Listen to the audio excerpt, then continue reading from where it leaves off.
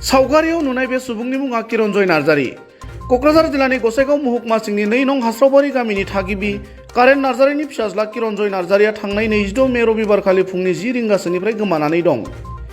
जाथायनि सोमोन्दै मिथिनो हानाय बादिब्ला केरालायाव खामानि मावनो थाहैनाय सानै गथ'नि बिफा किरन्जय नार्जारीया न' फारसे फैबाय थानाय समावनो सोनाब बेंगलनि उत्तर दिनाजपुर जिल्लानि इटा रड मुंनि जायगानिफ्राय गोमायो।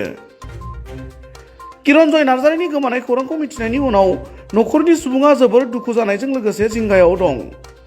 बेनिखायनो सावगारियाव होनाय किरन्जय नार्जारीखौ सोरबाफोर बबेयावबा नुसनबायोब्ला 9678426003 मबाइल नम्बराव खौरां हरनो नखरनि सुबुङा खावलायदों।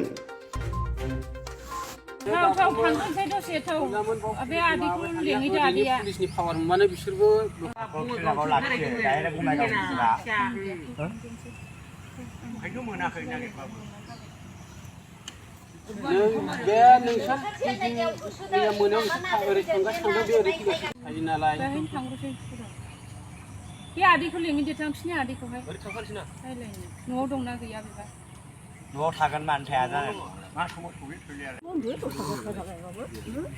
थांगोनसै दसे थौ बे आदैखौ लिंहैदो आदैया पुलिसनि पावार मोनबानो बिसोरबो बेयावनो जागोनदां मालदा मा होनब्लाय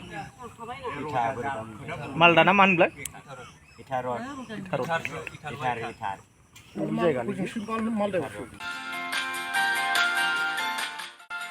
हायर सेकेन्डारि उथ्रिनाय फरायसाफोरनि थाखाय गोजोनथाव खौरां। BA सेथि सेमिस्टारनि थाखाय गबिन्द बसुमतारी कलेजाव मुं थिसननाया सोलिगासिनो।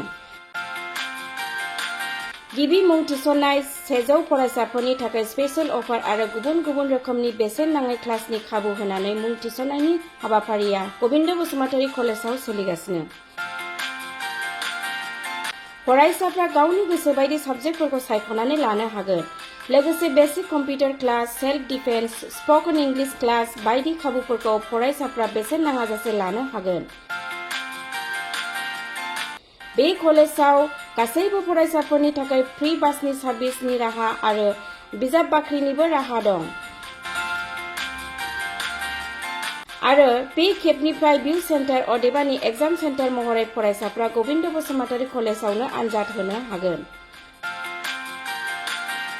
गबिन्द बसुमतारी कलेजाव एसेल' बेसेनावनो मुं थिसननानै कलेजनि राहानि खाबुफोरखौ लानो हागोन।